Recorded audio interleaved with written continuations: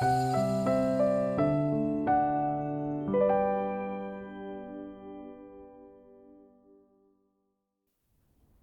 नमस्कार। मैं शुभम हूँ। प्रभु में विश्वासियों के लिए सबसे बड़ी आशा उसकी वापसी का स्वागत करना और स्वर्ग के राज्य में उठा लिया जाना है। अब जबकि महाविनाश शुरू हो चुके हैं, प्रभु का स्वागत करना अत्यंत तात्कालिकता का मामला है। धार्मिक दुनिया बाइबल के शब्दों के आधार पर, हे गलीली पुरुषों, तुम क्यों खड़े आकाश की ओर देख रहे हो? यही यीशु जो तुम्हारे पास से स्वर्ग पर उठा लिया गया है, जिस रीति से तुमने उसे स्वर्ग को जाते देखा है, उसी रीति से वह फिर आएगा। मानती है कि चूंकि प्रभु यीशु अपने पुनरुत्थान के बाद एक बादल पर आत्मिक शरीर में स्वर्ग में चढ़ गया, तो वह भी एक आत्मिक शरीर में वापस आएगा, बादल पर उतरते हुए। वे सभी प्रभु यीशु के आत्मिक शरीर को स्वर्ग से एक बादल पर उतरते हुए देखने की प्रतीक्षा कर रहे हैं, ताकि उन्हें स्वर्ग के राज्य में ले जाया जा सके। लेकिन क्या वे वास्तव में इस तरह प्रभु का स्वागत करने में सफल होंगे? विश्वासी प्रभु में अपने विश्वास और उसके स्वागत को प्रभु यीशु के वचनों के बजाय स्वर्ग दूतों के शब्दों पर आधारित क्यों करते हैं? आखिर प्रभु कौन है और परमेश्वर कौन है? जब प्रभु की वापसी का स्वागत करने के अहम मामले की बात आती है, तो क्या हमें प्रभु के वचनों पर विश्वास करना चाहिए या स्वर्गदूतों के शब्दों पर? जो शब्द मैंने अभी उद्धृत किए, वे स्पष्ट रूप से स्वर्गदूतों द्वारा बोले गए थे। उन्होंने केवल यह कहा कि प्रभु यीशु उसी तरह लौटेगा जैसे वह गया था, लेकिन उन्होंने और कुछ भी नहीं कहा। क्या हम इससे निश्चित हो सकते हैं कि प्रभु आत्मिक शरीर में लौटेगा? प्रभु यीशु ने कहा था, उस दिन या उस घड़ी के विषय में कोई नहीं जानता, ना स्वर्ग के दूत और ना पुत्र, परंतु केवल पिता। तो स्वर्गदूत कैसे जान सकते थे कि प्रभु कैसे लौटेगा? इसे देखते हुए क्या स्वर्गदूतों की भविष्यवाणी सटीक हो सकती है? प्रभु यीशु ने कभी नहीं कहा कि वह लौटेगा और मनुष्य के सामने एक आत्मिक शरीर के रूप में प्रकट होगा। इसके बजाय उसने बार बार कहा कि वह मनुष्य के पुत्र और दूल्हा के रूप में आएगा। उदाहरण के लिए, क्योंकि जैसे बिजली पूर्व से निकलकर पश्चिम तक चमकती है, वैसे ही मनुष्य के पुत्र का भी आना होगा। क्योंकि जैसे बिजली आकाश के एक छोर से कौंधकर आकाश के दूसरे छोर तक चमकती है, वैसे ही मनुष्य का पुत्र भी अपने दिन में प्रकट होगा।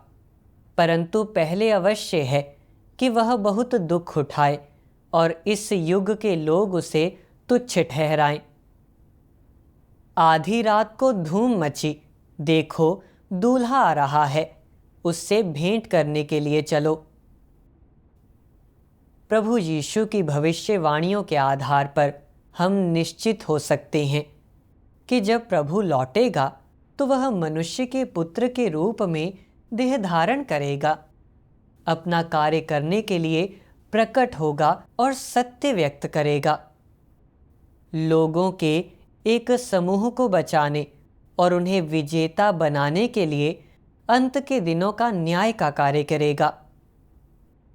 वह दुनिया के सभी राष्ट्रों में राज्य का सुसमाचार फैलाएगा, ताकि पृथ्वी पर परमेश्वर का राज्य साकार हो सके। अपना कार्य करने के लिए देह में प्रकट होकर परमेश्वर शैतान और सभी शत्रु शक्तियों को हराता है और पृथ्वी पर अपना राज्य स्थापित करता है। यह पूरी तरह से परमेश्वर की महान सामर्थ्य और बुद्धि को प्रकट करता है और इसी तरह परमेश्वर महिमा प्राप्त करता है। हालांकि लोगों को परमेश्वर के कार्य की बिल्कुल भी समझ नहीं है। केवल अपनी धारणाओं और कल्पनाओं पर भरोसा करते हुए वे प्रभु यीशु की वापसी के तरीके को सीमित कर देते हैं, यह सोचते हुए कि वह एक आत्मिक शरीर में आएगा। वे उसे तभी स्वीकार करेंगे जब वे उसके आत्मिक शरीर को बादल पर उतरते हुए देखेंगे। यह एक घातक गलती है। जब लोग उसके आत्मिक शरीर को आते हुए देखेंगे तो उन्हें लगेगा कि उन्होंने प्रभु का स्वागत किया है, लेकिन वास्तव में उन्हें हाय का सामना करना पड़ेगा। यह ठीक वैसा ही है जैसे जब थोमा ने प्रभु के आत्मिक शरीर को अपने सामने प्रकट होते देखा। केवल तभी उसने विश्वास किया और कहा, हे मेरे प्रभु, हे मेरे परमेश्वर। प्रभु यीशु ने उसे स्वीकृति नहीं दी, बल्कि यह कहा, क्योंकि तूने मुझे देखा है इसलिए तूने विश्वास किया है। धन्य वे हैं जिन्होंने बिना देखे मुझ पर विश्वास किया। अंत के दिनों में प्रभु मनुष्य के पुत्र के रूप में देहधारी हुआ है। वह न्याय का कार्य करने के लिए सत्य व्यक्त कर रहा है। यदि आप इस पर विश्वास नहीं करते या इसे स्वीकार नहीं करते, बल्कि विश्वास करने के लिए प्रभु के आत्मिक शरीर को बादल पर उतरते हुए देखने की प्रतीक्षा करने पर जोर देते हैं, तो आप अंत के दिनों में परमेश्वर द्वारा बचाए जाने का अपना अवसर खो देंगे। जब प्रभु का आत्मिक शरीर उतरेगा तो वह समय होगा जब परमेश्वर का न्याय का कार्य समाप्त हो चुका होगा और जब वह अच्छे को पुरस्कृत करेगा और बुरे को दंडित करेगा। वह प्रकाशित वाक्य की पुस्तक की इस भविष्यवाणी को पूरा करेगा। देखो, वह बादलों के साथ आने वाला है और हर एक आँख उसे देखेगी, वरन जिन्होंने उसे बेधा था वे भी उसे देखेंगे और पृथ्वी के सारे कुल उसके कारण छाती पीटेंगे। तब तक बहुत देर हो चुकी होगी। वह समय होगा जब लोग विलाप करेंगे और अपने दांत पीसेंगे और निराशा में अपनी छाती पीटेंगे। आइए एक अंश पढ़ें।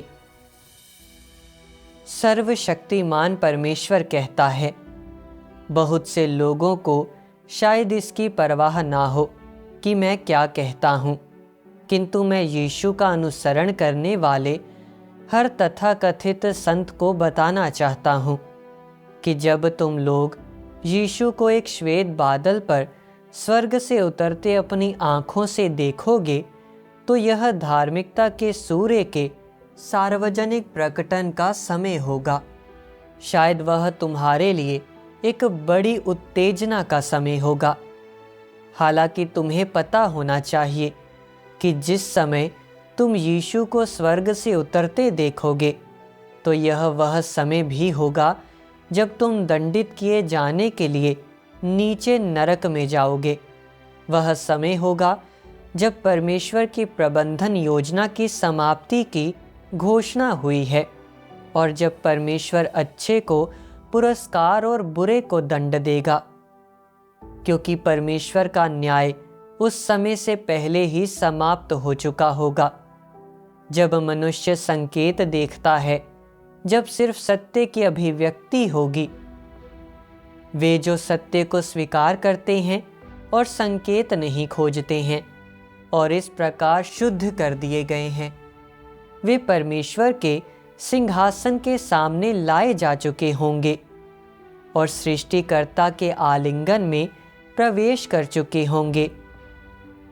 सिर्फ वे जो इस विश्वास में बने रहते हैं कि ऐसा यीशु जो श्वेत बादल पर सवारी नहीं करता, एक झूठा मसीह है, अनंत दंड के अधीन कर दिए जाएंगे, क्योंकि वे सिर्फ उस यीशु में विश्वास करते हैं जो संकेत प्रदर्शित करता है, पर उस यीशु को मान्यता नहीं देते जो कड़ा न्याय अभिव्यक्त करता है और जीवन और सच्चा मार्ग प्रदान करता है।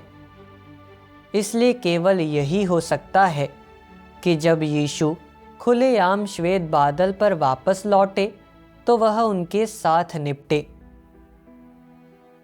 इस अंश से हम देख सकते हैं कि हाय उन सभी का इंतजार कर रही है जो देह में प्रभु के प्रकटन और कार्य को स्वीकार करने के बजाय केवल प्रभु के बादल पर उतरने की प्रतीक्षा करते हैं।